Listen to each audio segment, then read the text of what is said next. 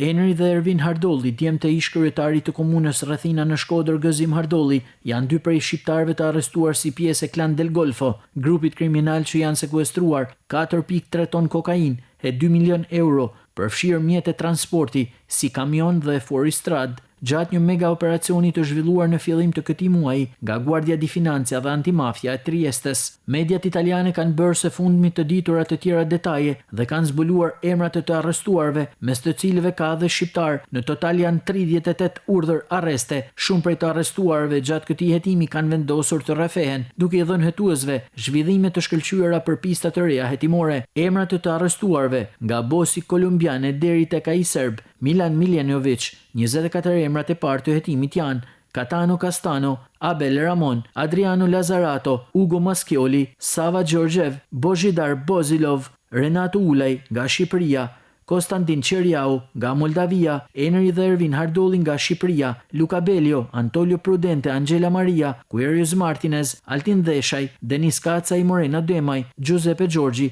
Francesco Menja, Ernesto Rizzo, Sasha Vukčović, Matjas Razek dhe Dorje Kotlaja. Lidhur me këtë përkapjen e slovenëve, De Nicolo bëri të ditur se ka aktivitete në vazhdim, procedura për flet arrest europian që zgjat rreth 30 deri në 40 ditë.